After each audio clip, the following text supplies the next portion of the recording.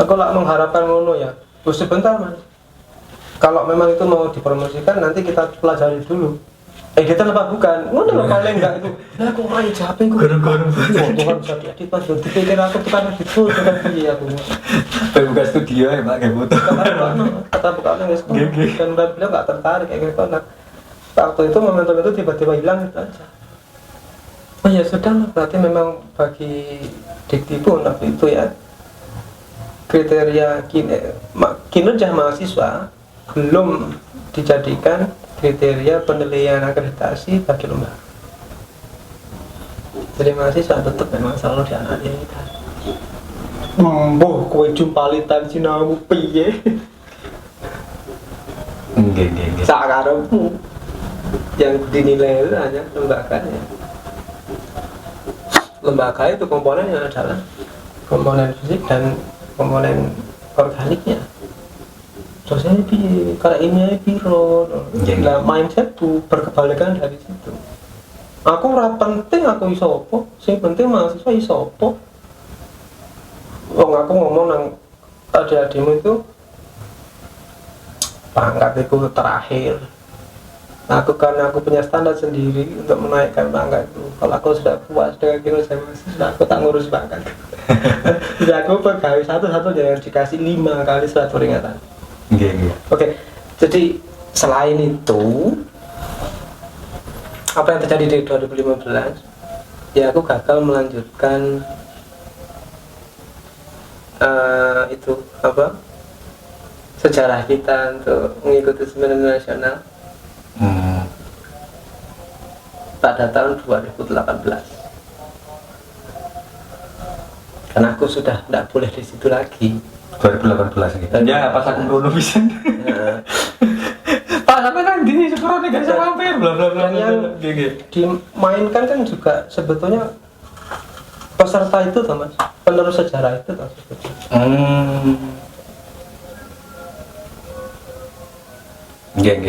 lucu tapi itu lain waktu dibahasnya. Selain itu apa yang berubah ya? Fasilitas nggak penting lah ya. Besok kalau sama main ada gedung baru di fakultas ya. Besok parkiran pegawai kan diganti mas. Jadi gedung lantai 3. Jika aku di Facebook pernah bercerita tentang English Zone. Di situ itu English Zone. Impianku dulu waktu mahasiswa itu di situ jadi sekret bersama untuk seluruh KMF. Khususnya di bawah prodi. Jadi ETSA apa waktu di Diplomatika itu apa? Imadita. Walaupun kayaknya saya angkatan terakhir, setelah itu di Bumi Hanguskan. Iya, setelah angkatan sampean terus kan di Bumi Hanguskan. Di dokter D3 ya. Saya cerita. Karena D3 nggak menguntungkan mas. Aku yang menyayangkan waktu itu. Kok bisa dinilai sebatas itu aja? Mereka yang butuh kemampuan praktis itu maksudnya ke D3. Karena waktu itu D1 terlampau teoritis. Apa lagi selain itu mas ya? Ya aku cuma bisa memberi sedikit kilas balik di periode 2015 sampai 2018 sih. Setelah itu jujur-jujurnya aku ilfil, kemudian aku balas dendam aja ke keluarga. Balas dendam artinya udah 12 tahun aku tinggal pakai itu aja. Begini cara Tuhan mengingatkan itu ya. Akhirnya ya saiki. Mungkin kalau saya tanya ke pribadi yang lain bisa dapat lebih banyak cerita sih yang semoga lebih objektif tentang apa yang berubah di SAKS sejak sampai tingkat 2015 sampai hari ini. Yang jelas semuanya menyaksikan sejak 2020 beda terus si COVID bertamu semua kegiatan non-aktif lah itu itu mulai ironis yang berkebetulan pas bareng kabeh dan enggak sih butuh latihan. Hei, kok malah dikongkon teleponan azu. Waduh, iki merosot iki. Lagi niku. Jenengan kan bergula. Mas aku punya ide gini. Saya itu masih dia kurang nyambung, Pak. Gitu loh. Maksudnya aku gak ngerti. Aku sih kurang paham gitu loh. Nah, semua orang ya sebagian tahu lek aku ya dolenanku ya dolen masalah beras, masalah pangan gitu. Sing kita dialog masalah perberasan itu. Nggih, mboten sebelumnya ada lagi, Pak. Enggak, mboten sampean tok. Oh iya. Ada 4 orang yang telepon saya itu, ngoten lho. Artinya mungkin kita pelajari dulu, Pak. Soalnya macam-macam itu akeh, harganya juga variatif. Toh apakah kita beli itu pasti jualnya untung, nanti ada cara produksi dan sebagainya, itu sangat rumit. Apalagi terutama jarak kita terlalu jauh, untuk cost operasionalnya terlalu tinggi. Ya mungkin lebih baik untuk awal untuk buka pasar ya wis sampean golek daerah produksi aja, coba dipasarkan. Nanti kalau kapasitasnya sudah mulai agak tinggi, baru kalau sakit nyuplai gitu loh. Nah terus, obrolannya berhenti di situ lah, Pak. Untuk lanjutannya saya juga nggak begitu merespon, soalnya ya dunia bisnis kan ya seperti itulah, Pak. Bisnis itu kadang antara teman kita juga harus saling membunuh ya kasaran diriku. Tapi selama merasa kita itu diuntungkan ya kita tetap teman gitu, walaupun pernah dirugikan tapi sering diuntungkan ya tetap teman. Tapi mungkin ya mungkin nggak di dunia ini sampean itu ada pemilahan yang jelas sekali antara komunikasi pribadi dan bisnis, urusan pribadi dan bisnis. Mungkin, Pak. Sampean pernah alami nggak? Pernah. Maksudnya secara pribadi mungkin ya ada konflik, ada kesesuaian gitu ya, tapi nek ngomong masalah beras, kita berdua adalah pengusaha. Nggih, enggak ada masalah. Sebetulnya regone cocok, ayo budak gitu ya. Karena ngalami itu ya. Bahkan hampir di setiap season. Karena itu salah satu kita mengenal karakter partner kita. Masalah pribadi itu ya tetap ada. Kayak tiga dagelan misalnya gini. Mau transaksi deal entah sampai atau dia yang ngirim semuanya selesai sampai tanda tangan terakhir di kwitansi selesai terus bisu-bisuan. Ada sering. Saya pernah seperti itu. Benar itu ya. Enggak. Ya, itu profesionalisme aja. Profesional tapi tetap kita kerja dulu. Karena apa? Saya diuntungkan, dia juga diuntungkan. Jadi ya mungkin masalah pribadi tetap ada, Pak. Saya pernah kok. Saya kayak gitu contoh non-negara sedikit, tapi sekedar contoh. Enggak, contoh. Misalnya si A punya konflik sama keluarga sampean misalnya. Enggak. Senggol bacok misalnya nonton konser, masalah pribadi sebagainya. Gelut, akhirnya dua keluarga ini bersih tegang. Tapi kemudian ada peluang bisnis yang melibatkan keluarga itu. Enggak. Itu bisa dipilahkan nggak? Pernah nggak terjadi? Bisa. Pernah terjadi. Jadi bengkerengan kok sih. Pokoknya urusan kerja, nggih, memang urusan kerja pribadi bisa, nggak masalah. Sementing sama ngalami itu. Pernah ngalami. Sementing kok tak untung no, aku ya untung ya wes. Itu nggak ada masalah kalau masalah bisnis. Tapi sebaliknya juga, Pak. Gitu loh. Sebaliknya juga hubungan secara personal itu baik. Ya, kayak aku sampai ini baik apa. Ya, tentu idealnya kan dua-duanya bisa baik atau salah satu bisa memicu kebaikan di wilayah yang lain. Ya. Tapi kalau ingin kekancan, tadinya api ini bisnis atau sebaliknya berhubung sukses nih bisnis jadi kekancan. Itu yang lebih lumrah kan itu ya. Nggih. Kadang memang api secara personal kita bahwa orangnya bagus gini. Tapi dalam berbisnis kita itu nggak mengenal kata kasihan, Pak. Masih ya kon niku apik, lek barangmu elek ya tak tuku murah. Soalnya yang saya cari itu value-nya itu, nilainya itu. Nilai bisnis. Tergantung barangmu. Ngoten. Walaupun sampean niku seorang jenderal umpamane. Nah, kalau barang sampean jelek ya tetap sesuai harga gitu loh. Betul nih. Ngono gak adil ajuranku ning omahmu bendina lho Mas. Pentingan pragmatis ya, aduh, jangan lupa bos. Makanya dunia bisnis itu ya harus benar-benar dipahami lah. Ya mungkin ini berlaku untuk saya pribadi dengan pengalaman ya, sedikit saya, tapi ya mungkin juga itu ya pembatasan di situ. Ya mungkin nggak di wilayah lain mungkin beda lah. Soalnya kan orang punya pengalaman masing-masing. Iya, dan nggak akan lepas dari individualitas. Artinya preferensi pribadi, sekarang per individu, ya kan. Kalau dinilai ada norma bersama kan mungkin juga susah diterapkan manakala ada tabiat tertentu yang sedang nggak sehat. Nggih. Misalnya kadang ngejur rego gara-gara konflik pribadi gitu kan nonton teman. Mungkin ada, mungkin. Iya tuh. Mungkin Nah, ada. ngejar rego atas nama bisnis kan mungkin lumrah. Tapi yang ngejar rego tapi dipicu oleh konflik pribadi kan juga ada. Dan itu paling umpamanya yang Joroko karena konflik pribadi itu adalah ya wis ya apa pada karena pun gantung bapak orang gantung diri sama dengan gantung diri bahasa kasar kita kapasitas besar umpamanya sebutlah nominal 100 atau 200 lah 200 juta misalnya. Kita belikan barang jebret oh aduh sampai wong menguasai darah iki ya wis teker kok tak curi-curi jeret umpama ya bener cepat habis seret.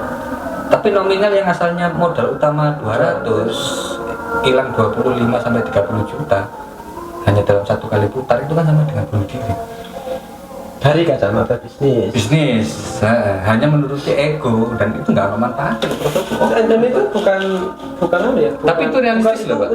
Itu bukan kecenderungan pebisnis nggak sampai ini. ada juga Maksudnya kecenderungan berarti rata-rata begitu.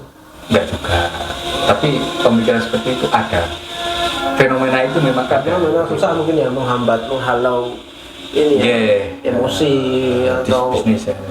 Terus ini kok Pak, nggak ada rencana nih terus ya. Awak dewi ini kan. saya tak pungkasi Nggih. pas pergantian menteri ini banyak program-program baru mungkin itu perlu sampean gali kalau sekali ada pertanyaan apa yang berubah ya sejak sampean tinggalkan di 2015 sikap menteri baru terhadap pandemi dan pembelajaran perguruan tinggi itu banyak menelurkan program-program yang ya menarik gitu. Misalnya Kalau yang terbaru ini kalau nggak salah itu mahasiswa mengajar apa universitas mengajar itu istilahnya ya. nggih. Jadi dulunya mahasiswa itu dikirim magang itu mas ben gak menonton ning omah ben gak ngezoom to ya apa aplikasi di dunia nyata mahasiswa diberi program untuk magang dengan angka kredit tertentu. Oh, nggih. Nah, ben magangnya dia kan memang ada di ada di struktur kurikulum loh, kudu nyumpul PKL atau apa, memang kan harus magang. Kalau ini memang program kementerian reaktif terhadap kondisi pandemi.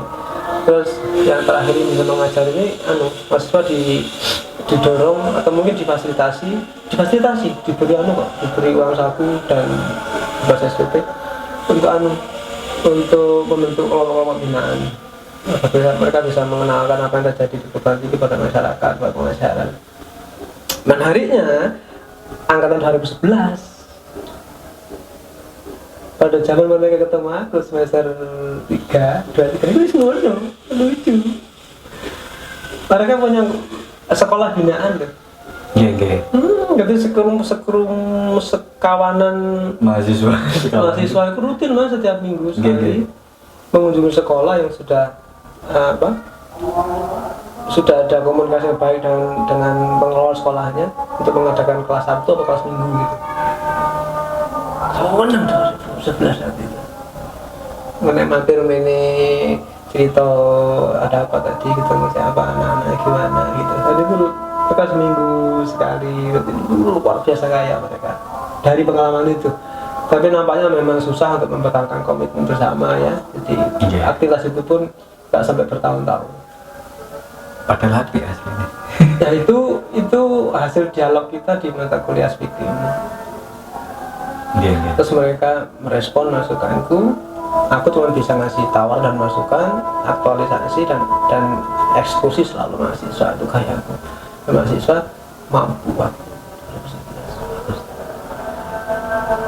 Harusnya ada waktu itu kalau nggak salah ada 5 kelompok. Tapi yang aktif 2 kelompok.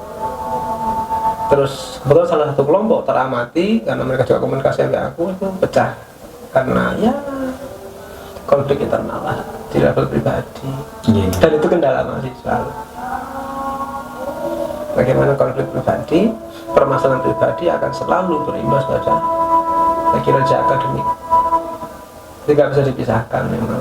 bagaimana mengamati mahasiswa dengan diliman polemik pribadinya ya, harus yang bingung duit, harus yang bingung kekancan, harus yang bingung keluarga, harus bingung ngopo, dan pasti berdampak secara akademik. Ini juga ujungnya tadi itu loh, apakah kita memang perlu untuk sangat memperhatikan kemampuan untuk bersikap secara profesional. Iki urusan tercampur nih kalau lebih.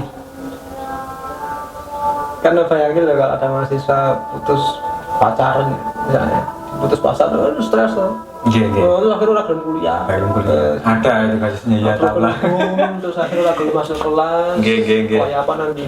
Nah ini kan nyata bagaimana pengelolaan mahasiswa itu tidak hanya melulu pengelolaan dan tuntutan kita terhadap kinerja mereka secara akademik, tapi kita perlu kita perlu menjaga mereka agar ini memahami segala hal yang terjadi pada diri mereka sendiri.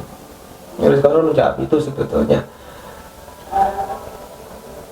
Dan aku tadi kan tanya, apakah memang kita ini cenderung susah memisahkan antara yang pribadi dan yang profesional? Apakah semuanya harus selalu dicampur adukan? Enggak. Kalau saya pribadi enggak, beda. Dan memang harus beda. Menarik. Karena menurutku memang seharusnya berbeda, kan gitu ya. Maka yang jadi pemikiran kita bersama adalah ya apa caranya biar bisa membedakan itu. Nih, kalau karena polisi kayak sampai tak ini terus piye Mas? Sumpek ning omah soalnya wong ditewilang kabeh. Digolek-golek salah ya. Contoh mungkin lah ya, maaf ya boleh nek gawe polisi contohnya contoh tok. Contoh kata mawon. Iki cerita ya, mohon maaf lah. Nggih, mboten bisa kalau cerita siapa. Pak, ya karena beliau sudah itulah, sudah pensiun lah, Pak Diri. Waktu itu kan cerita. Masuk kelas speaking sak kelas itu kan sing lulus. Sak kelas kan sing lulus jadi alasannya aku mari tukaran ambek si A ngoten lho maksudnya. Nah, itu konflik sempat berkembang soalnya kelas kula ngoten lho. Kok iso kabeh kan sing lulus ngono lho. Akhirnya dengan sangat berani saya konfirmasi, Pak, kok cek nemen nih Pak, masuk speaking ngomong, masuk kelas speaking, saat kelas kok nggak ada yang lulus gitu loh, memang nggak ada semua Pak, nggak ada yang lulus. Duh, iya tak Mas? Enggak. Oh iya Mas, ya Allah lupa, saya nggak setorkan nilainya. Nah, sebenarnya itu kan kesalahpahaman, tapi yang berkembang di ranah, akhirnya apa? Ya mau nggak mau, coba, kan saya pulang itu sampai tiga surat edaran saya ingat toh Pak. Jadi yang namanya ini Govaromli nimnya sekian itu dapat nilai sekian itu tolong setorkan ke akademik. Akhirnya saya ngurus sendiri. Ada komponennya nggak disetorkan. Enggak, jadi komponennya itu nggak disetorkan. Sekelas kalau lulus kabeh, enggak harus yang lulus kan gitu. Enggak, ini penting loh Mas. Aku makan maksa motong-motong karena ada karakter yang sama pribadi sih menurutku. Iya. Itu harusnya dimiliki oleh banyak orang, harusnya menjadi salah satu buah dari pembelajaran orang dewasa. Orang dewasa berarti ya ukuran tinggi lah. Bagaimana sampean menerima ada gejala, ada fenomena, kami gak lulus, terus mulai ada kabar, wah ini konflik keluarga itu gogonang. Tapi kan sama nggak langsung percaya gitu aja. Ada dorongan untuk bener tak itu. Iya, tak harus klarifikasi itu penting kan ngono. Di level itu kan itu level 3 nih. Cari satu guru besar dulu yang selalu ingat pidatonya dan kusebarkan itu kan ini karakter berpikir akademisi itu satu, dia berpikir logis. Ini logis gak kalau memang masalah keluarga dibawa ke sini? Kalau dianggap gak logis ya kita harus berpikir mencari cara bagaimana untuk melogikakan situasi. Kalaupun sudah logis, kita mendukung logika itu dengan tahapan kedua, verifikatif. Verifikasi, diverifikasi, bener tak iki, bener tak iki. Ojo mung bener-bener to, kono teko, takono ngomong sing urip. Iya, ngomong sing urip. Verifikasi kita enggak tahu sebab ada fitnah. Kalau silakan hoax itu. Yang ketiga yang paling tinggi adalah berkesadaran bahwa seberapa logis pun, seberapapun sampai punya data untuk memverifikasinya, kalau sudah harus mencapai kesimpulan akhir yang fatal. Apapun yang sudah harus capai itu sifatnya hipotetis, selalu bisa berubah.